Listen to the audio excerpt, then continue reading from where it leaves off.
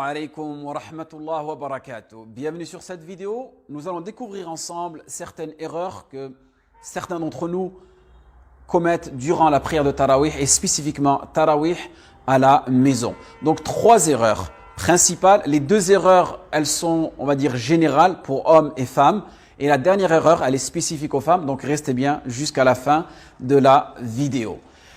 Avant de vous expliquer ces erreurs-là, il est important de comprendre que signifie le mot tarawih. Le mot tarawih vient du mot en langue arabe at-tarwiha, qui signifie le fait de se reposer, le fait de se relaxer. Pourquoi?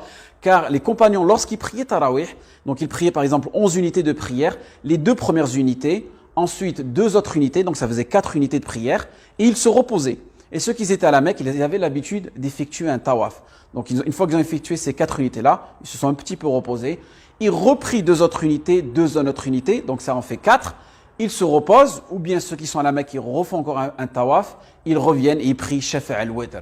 Donc on comprend que al-Tarawih, c'est une relaxation, car on recherche vraiment la communication avec Allah subhanahu wa ta'ala à travers cette prière-là, et on ne doit pas rechercher simplement le chiffre, le nombre, la quantité, on doit rechercher la qualité. Et Allah subhanahu wa ta'ala, par sa miséricorde, il nous a accordé l'une des meilleures adorations durant la journée, pendant le mois de Ramadan, qui est le jeûne, et l'une des meilleures adorations durant les nuits du mois de Ramadan, qui est la prière. Donc maintenant, nous allons rentrer dans le vif du sujet.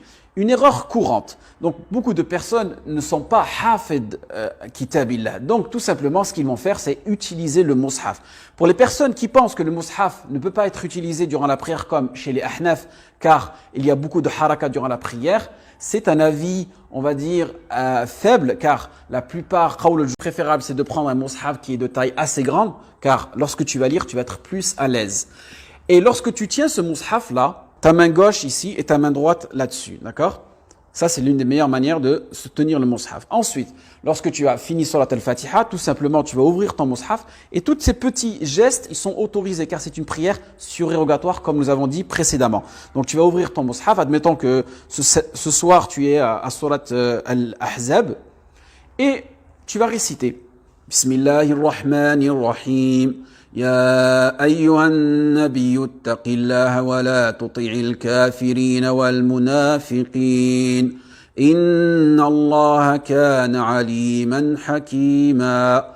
Donc, admettons que tu as fini ta page. Là, tu refermes ton mushaf. Et ce qui est bien, c'est d'avoir une petite table à côté avec, bien sûr, ici, un marque-page. Et tu vas poser ton mushaf. D'accord? Et là, tu vas aller en ruku'. D'accord? Et l'erreur que beaucoup de personnes font, c'est généralement lorsqu'ils utilisent un petit mushaf. Donc ce n'est pas un mushaf, c'est juste un petit livre pour vous expliquer les erreurs qu'il ne faut pas faire. C'est lorsqu'ils lisent le Coran avec un petit mushaf, une erreur qu'on retrouve, c'est que les gens mettent le mushaf sous les aisselles.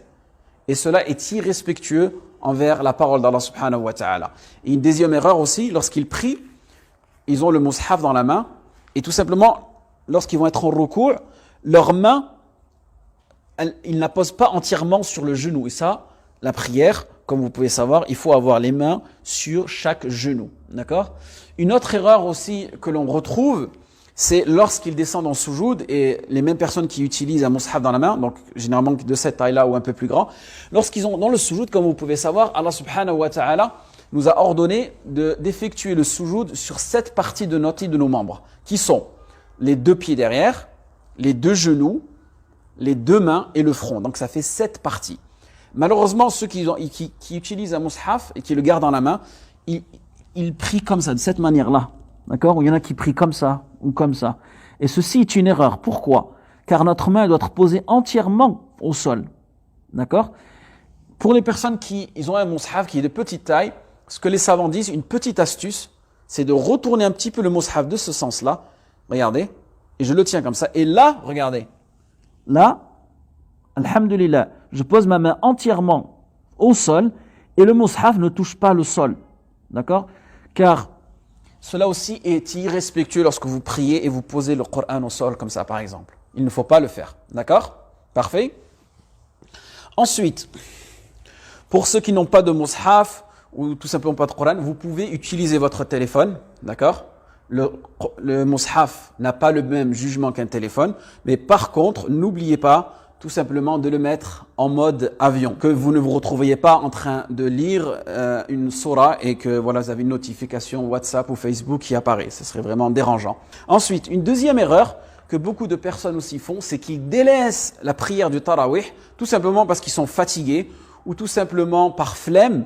Ce que l'on peut dire à ces personnes-là, c'est que vous pouvez vous asseoir durant cette prière-là, car c'est une prière surérogatoire. Et ceux qui ont une excuse valable, donc pour une prière surérogatoire, ils auront la même récompense, walillahi alhamd. Et que ceux qui s'assoient tout simplement par flemmardise ou par paresse, leur récompense, elle sera de moitié. Donc admettons, je prie tarawih, je suis debout, je suis un petit peu fatigué, j'ai le droit de m'asseoir tout simplement. D'accord?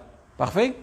Si je n'ai pas la capacité de faire le soujoud au sol, je peux le faire en restant dans cette position, walillahi alhamd.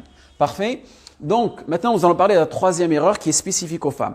Les femmes peuvent guider le tarawih entre elles peuvent prier à voix haute entre elles peuvent prier à voix haute entre elles si elles ont que leurs maharim qui sont autour d'eux. Par contre, une femme, si elle guide la prière qu'entre femmes, elles doivent rester sur la même lignée. D'accord? Une femme ne se mettra pas en avant comme un imam. Le fait de se mettre en avant, c'est spécifique aux hommes.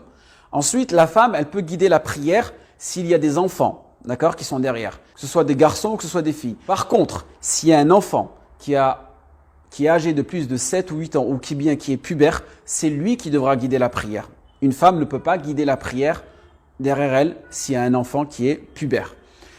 Voilà, donc c'était les erreurs à ne pas commettre durant ce mois béni, Shahru Ramadan, alladhi unzila fihi al-Qur'an, en espérant que ce rappel a été bénéfique pour vous et moi. Waffaqakumullah lima yuhibbu wa yarda. Wassalamu alaykum wa rahmatullah wa barakatuh.